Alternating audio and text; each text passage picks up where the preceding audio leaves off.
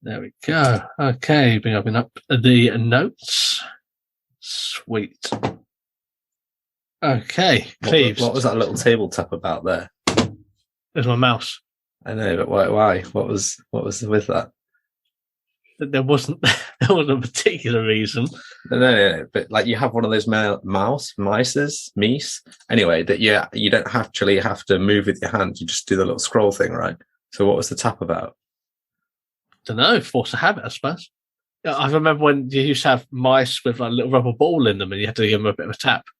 Maybe it's just muscle memory. Yeah, it's really dated you. Carbon dated you, if I'm honest. Right. Warning, this podcast may contain bad language and content that some listeners may find offensive. Do you want to do that without kicking the table? Nope. It was a little...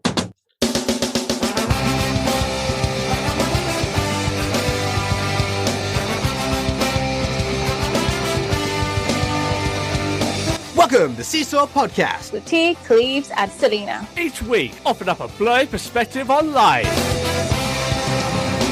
And welcome to Seesaw. Once again, we are here with Selena. Hi. And unfortunately, Cleves is with us. As always.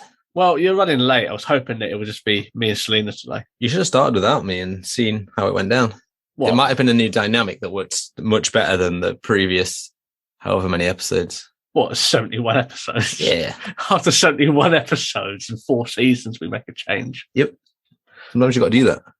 Like one person just leaves to go off and get a movie career. I assume that would be me. I'm like the Jerry Halliwell of the Spice Girls. I go off, have my own kind of semi-okay career, then do nothing for 40 years, and then marry like a fucking millionaire. I mean, it's a life. It is. So how are we today? Fine. I don't know who's we. By we, I think he meant you.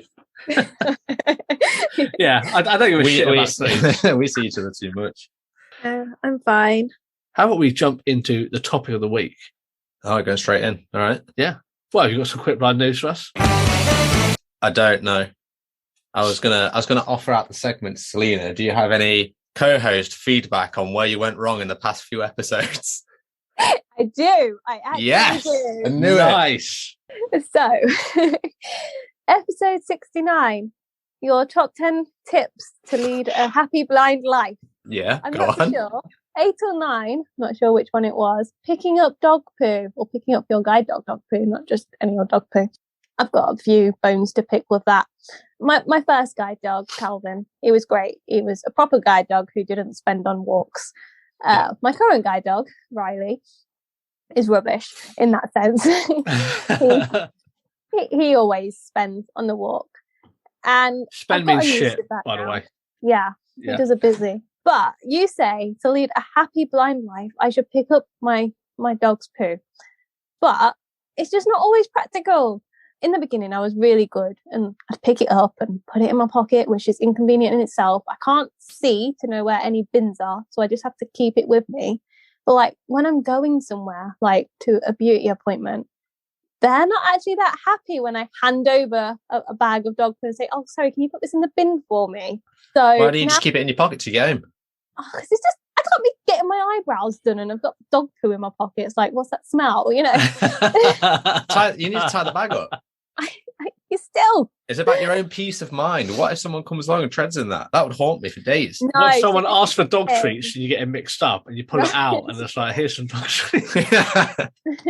I am good. If he does go on the pavement, I will always pick it up, no matter where I'm going. But if he goes on the side on the grass and I know it's, out the way, I do leave it from time to time.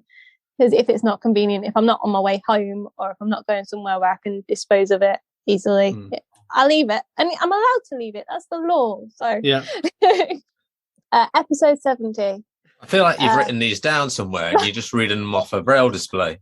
Yeah, if I had a braille display, maybe I could read braille at a proper pace, maybe. But no. Episode 70. Gyms. I go to the gym.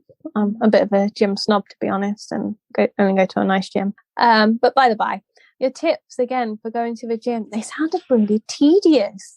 Like some of them, like, what a hassle.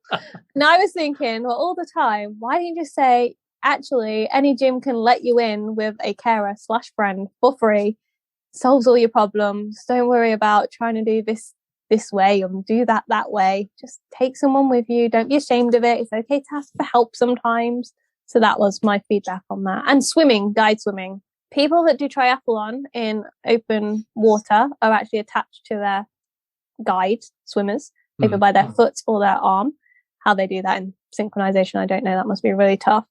But also, if I go swimming and if the pool's busy, like my pool anyways, all laned out, it's not just an open pool.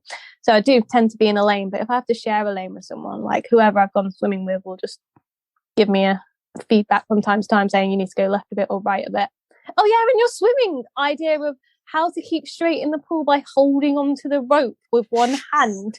No, you don't swim breaststroke like that. You swim breaststroke normally and just tap the rope every few strokes to know you're going straight. It sounds ridiculous holding onto the rope, trying to swim with one arm. You know what? In my mind, I'm holding on to it the entire time and just doing one side and then doing back the other side. Just don't do that. Anybody out there, don't swim like that, please. The bigger question, Selena, is let's say someone is unconscious in the pool.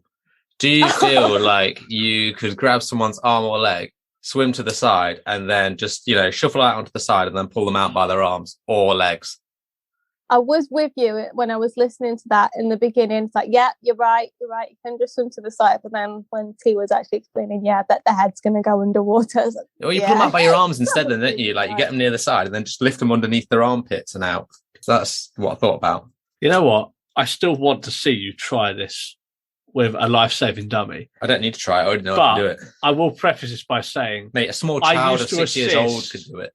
I will say that I used to assist with these like assessments, like the monthly assessments, to make sure lifeguards were still good enough. And I've seen professional rugby players who were doing lifeguarding sort of on the side. Firstly, if they're a professional rugby player, why would they need to do lifeguarding on the side? Okay, not professional. Okay, there we go. It's going down already. Go on. Okay, yeah. Okay, Division 3, like that. I think that's the highest that was with us. Like Division 3. I saw them struggle. I think they make it look hard. Okay. Well, I'll give you one last chance, Lena. Anything else? No, but I'm probably not the best person to comment on the swimming. I was never able to get the brick off the floor in swimming lessons. Don't worry. Bodies that are unconscious float, so you won't have that problem. Yeah, apparently. So why did you have to do that? Yeah, according to Tina, they sink. They're all wearing iron galoshes. I never said they sink. In your head, that they go paralyzed like a plank of wood, and it's just so easy to deal with. They don't. They go flippy floppy, and they sink because you just said they don't sink, and then you just said they sink. As soon as you upset the balance, they sink. Yeah, don't believe you, mate. Okay, it's up this topic of the week, shall we? Topic of the week.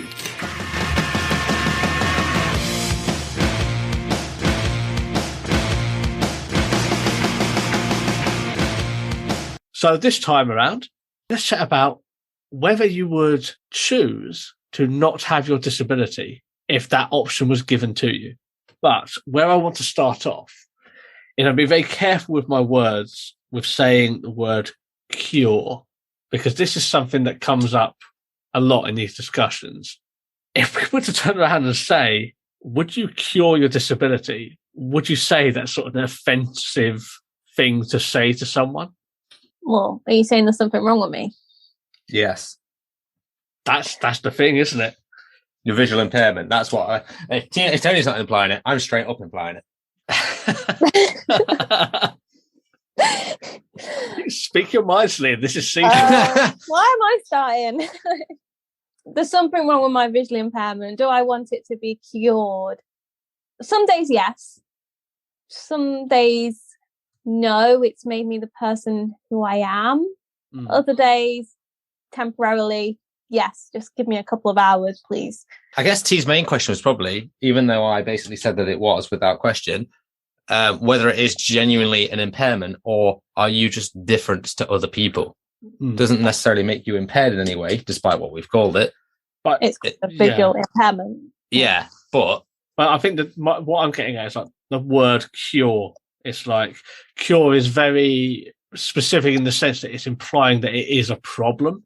And this is where it gets a really tricky thing. Is visual impairment a disease? Is it something to be cured? My eye condition is called Nori disease. So, yes, I'm diseased. Yeah, that's absolutely fair.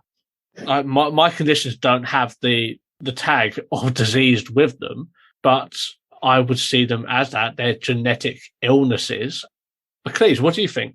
I think I would say it depends on the disability, how it's defined, and how you define it as a person, which is a nothing answer. I appreciate that.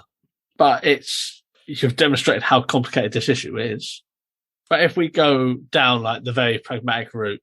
Whoa. You're not giving us your opinion. What about you? Okay.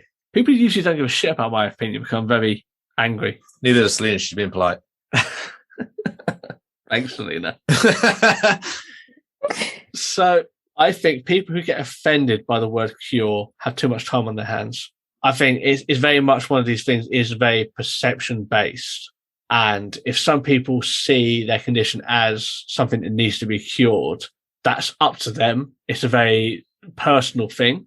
But those people who get upset about, like if a new treatment came on the market that would cure blindness, I think a lot of people who are in the VIP community would turn around and say, I don't need to be cured. I'm perfect the way I am. But then there's others who would turn around and say, no, I want to have sight. I want to be cured of what is a disability. By definition, it's a lack of ability. And I think people get a little bit too sacred with things. It's fine to have that opinion, but it comes down to a fascist attitude of everyone has to have that attitude as well. Right. So what you're saying is it's fine to have opinions, just don't voice them. I'm not saying don't voice them. I'm just saying don't voice them in a way where you're trying to get people on your bandwagon and put down the other side of things. So, and there was a group of disabled people and a cure was available for them. As far as people who would turn around and say, yes, give me that, what would be their reasons for doing that? Like, what are the advantages of taking that cure? Better standard of life. There's the argument that you would be able to do more things if you did not have your disability. You would be more abled. You would not have to rely on others. That sort of shit. There'd be more opportunities for you in life. I think controversially, I guess you should never say you suffer from your disability, but disabilities can bring suffering, and a cure could get rid of that suffering, whether it's pain or something else. There are medical complications, aren't there, that come with certain conditions where, like, if you don't have some form of treatment, and treatment's fine, like, but usually treatment is very reactive, isn't it? It's a very reactive thing to do.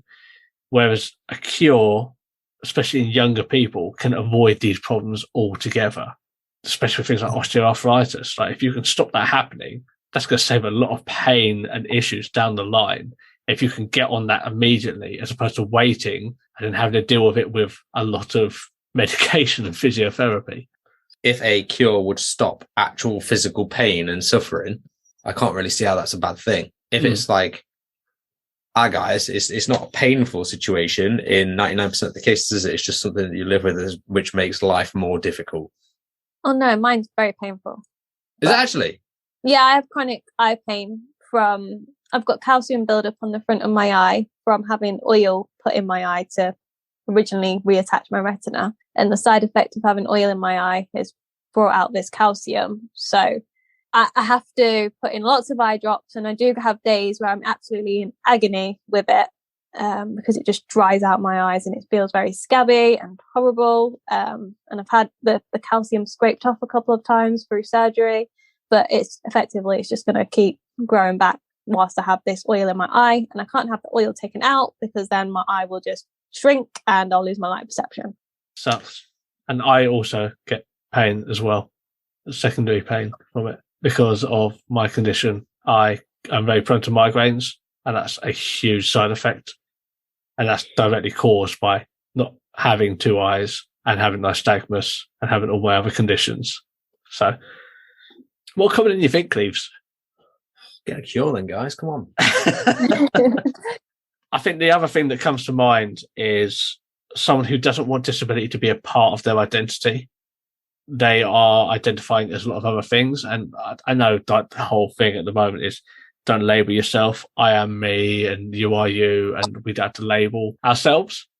But there will be people who do not want disability to be a part of that. And they want to be an athlete, or they want their job to be who they are, or they want to be a singer, songwriter, or a chef, or any number of things. And disability is not in that wheelhouse. I mean, has anyone got any other sort of positives of why anyone would sort of walk that path of not wanting to have that disability there? No, that's pretty much been said. So let's flip it then. Why would someone turn down a cure for their disability? Why would someone want to stay disabled when there are things out there that can help them get rid of the disability or get rid of the side effects in major ways? I think you can live a fulfilling life with having a disability. I live a fulfilling life.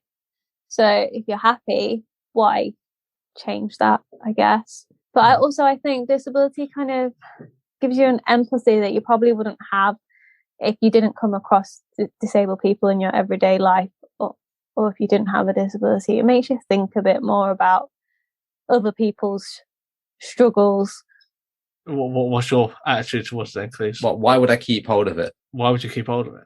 2 reasons.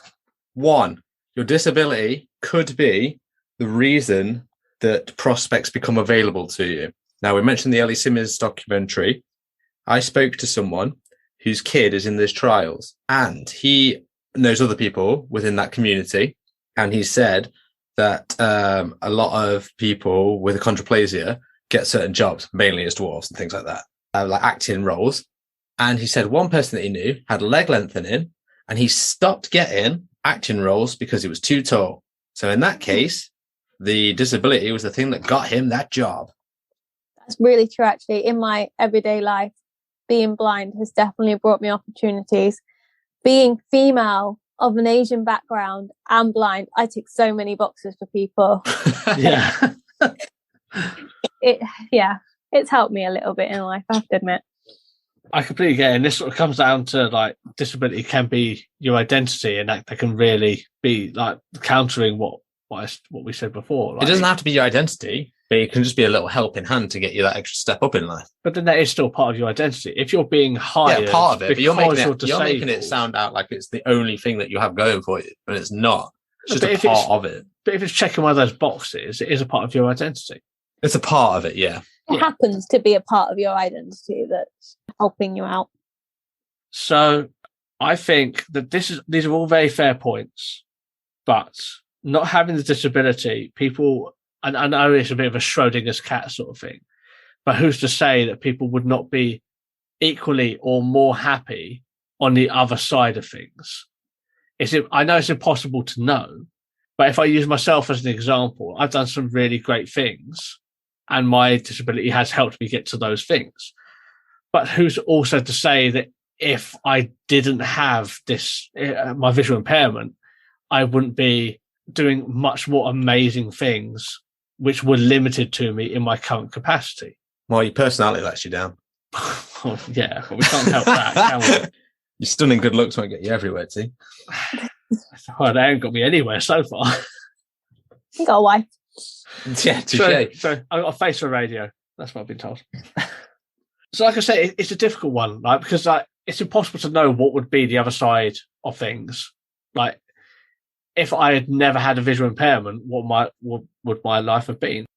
I think educationally, I wouldn't have pushed myself if I had more vision, because when I was partially sighted, I could just float along at school, really. I was naturally, average in subjects.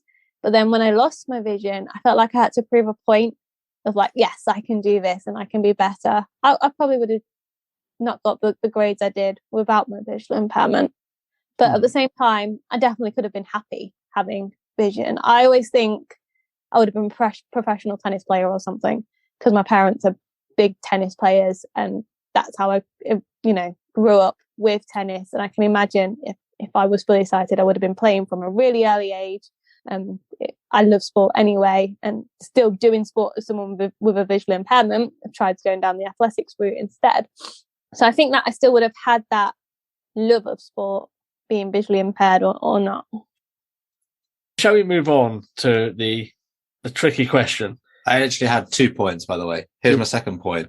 Okay. The reason someone might want to stay disabled, financial. I do like the free money. that's what I'm talking about. I mean, it's not just the free money; it's all the sweet like benefits. You know, your exemptions, like from if you want to get a place, you're going to be exempt from council tax. You're going to get a sweet, not jobs. Why is there blind person's tax allowance? Does anyone know this? Why we're allowed to earn a bit more? If just blind people, other disabilities have to pay the same tax level as everyone else, but we get a little perk. Why? Okay, it's only like 50 quid, but still. No, it's more than that. It's a couple of grand. What? It's $2,000, but your earnings go up like $2,000 before you start getting taxed. Instead of like $13,000, it goes up to 15. Have you got a third point you want to bring in? No, but the thing is, the counterpoint of that is, if you didn't have a disability, would your opportunities in the job market be more open for you to be able to earn more money? Well, yeah, I could casually work in a supermarket rather than struggling to find a job, I suppose. It'd be easier to get a job, but then the argument is some people work like minimum wage jobs their entire lives. It's not necessarily your disability that will hold you back. Sometimes it'll be other things. A lot of disabled people don't even do that, mate. But maybe taking Selena's point, because you're disabled, you're more motivated to go out there and get shit done. In some cases. Well, yeah, in some cases. So if we go down the personal routes, so would we choose to not have our disability? And I would say yes, because I don't see how my disability is any advantage to me. And we've covered some stuff like the financial side and things like that. I don't see those as enough of an advantage, or the things I've done in my life as an advantage enough for me to want this to be a part of my life. Anything that I've had at my disposal as a blind person or visually impaired person would be replaced with something sort of equal to that in other ways with full sight. And that's me, and I'm going to throw it at one of you two. Nominate Cleves. Right. Well, I'm going to say no, because personally, I'm quite happy with my current standard of life. The financial impact so it's a balanced act. That's what I'm going to say. The severity of disability versus the amount you get for it. So I'm on the same tariffs, I'm going to say, like the amount that you get in PIP, basically, rates. Right. Yeah. Anyway. Word either. I'm on the same rates, I would argue, probably, as both yourself and Selena. Mm-hmm. Yet my sight is probably not as bad. So playing that balancing act, it's too financially viable to have my condition at this point in my life not to have it. I mean, firstly, I'm going to dob you into the DWP. I'm not saying I don't deserve the money. I'm just saying, compared to other people that are rated within the same class as myself, other people have worse sight conditions. Do you think that would change if your sight got a lot worse to the point where? Well, that's what I'm saying. I think that's why it's based on severity. If it did get worse, then I'd probably turn around and go, do you know what? The financial implications of this isn't worth it. I'd rather have my sight back. And the other thing is the stage in life in which that I'm at. So if I'd have been asked the question at 16, yeah, I would have just taken it. I would have just taken the cure. Maybe even 10 years ago, I would have taken the cure. But now, because I've built this particular life, I'm sort of comfortable within my job, I'm comfortable in my surroundings and things like that. I'm quite happy just to have the disability and reap those sweet, sweet pounds. But does that mean, obviously, you've got a condition that is likely to get worse? If you could hit the pause button now, and this is your vision for the rest of your life, would you take it then? You rolled the dice, and it says you can take the vision you've got now, or you can roll again. If you get a 6, you get full sight. If you get a 1, you get no sight. What would you do? What about the in-between numbers? It's just 6 and 1s on the dice. Yeah. Okay. If I stuck at the site that I'm at now, I wouldn't be disappointed with that. But would you risk losing it?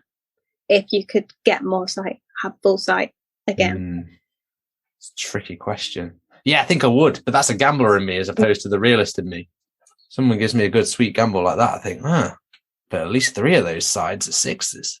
Because I think that's the thing with any cure, that you think you're going to get this cure, but actually something could go wrong and it could go completely the other way. Is this experience talking?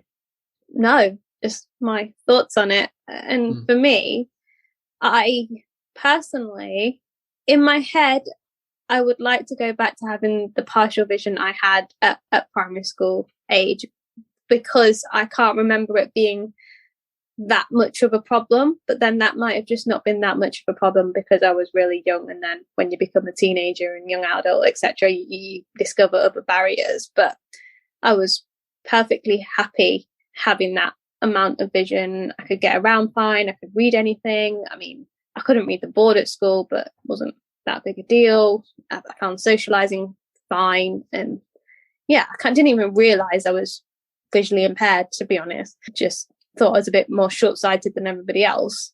But since losing my sight, I actually, when I initially lost it at the age of 18, like to the level that it is now, I spent a hell of a lot of time looking for cures, researching stem cells in China.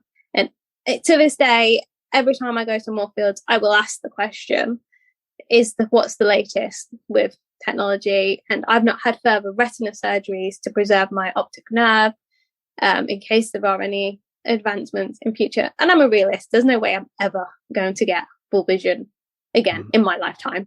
But if there's the opportunity of getting some sight back, I think I'd take it. I kind of regret, though, when I was losing my sight, I didn't even think about certain things that I should have looked at and taken a photograph in my mind's eye to remember for now. That's not something I can go back on. And I think if you do have partial vision and if you are at risk of losing it later, just do that. Just look at everything you want to and need to look at so you can at least remember it. It's a nice sentiment. No, you don't have many of them on here. That's absolutely fair. So I've made it all serious. Sorry. No, it's nice. It's touching. What we were missing was the endearing quality, I think, over the years. And that really does resonate with me. And like, there's so much, like, I've got a deteriorating condition, and I am wanting to. One of the reasons I want to have kids sooner than later is because I want to be able to see my kids and sort of preserve their image in my head, whatever that may be. Because I'm like you, Selena. I'm not naive. I know that in my lifetime, I'm not going to get this sight back. I'll keep asking the questions and I'll keep looking into things, but it's not going to happen.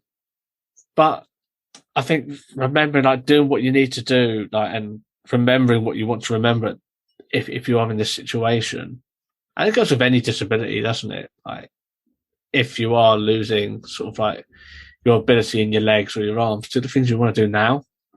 And if a cure comes up and you want it, great. If not, at least you've done what you wanted to do. No, it is the thing though. We've all lost vision, but I guess somebody else who might have had the same vision their entire lives, they've not known any different, so they don't really know what they're missing out on. Maybe their views are different to ours. Absolutely. And it's very subjective. Everyone's conditions are different. So you could ask 100 disabled people and they'd all give you not necessarily a different answer, but they'd all have different reasons and different attitudes towards this. Yeah, they'd really only give you one of two answers. True, but their reasoning might be different. Yeah, true. Not everyone's going to be a scumbag doing it for the money like you. It's a really fair point now. I never considered that. So I'm glad I was already thinking of the lines of just going back to being partially sighted and not fully sighted. Yeah, you still get that sweet money as well. Oh, mate, you get the best of both worlds. Yeah. I think partial sight's the way to go. But there we go. It has been insightful, pardon the pun. I thought it's been healing. I'll wait for Cleves to say something bollocks. I've got nothing to say to that. For me, it's been neither. Awesome. Well, until next time, I will see you both later on. Bye.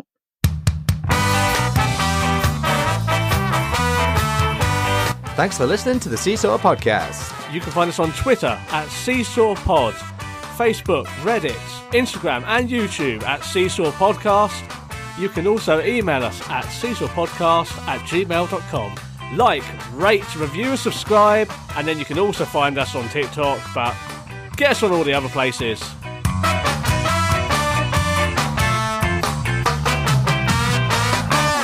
This podcast was recorded in front of a blind audience. See what we've got to put up with, Selena. It's horrible to me. It's fine.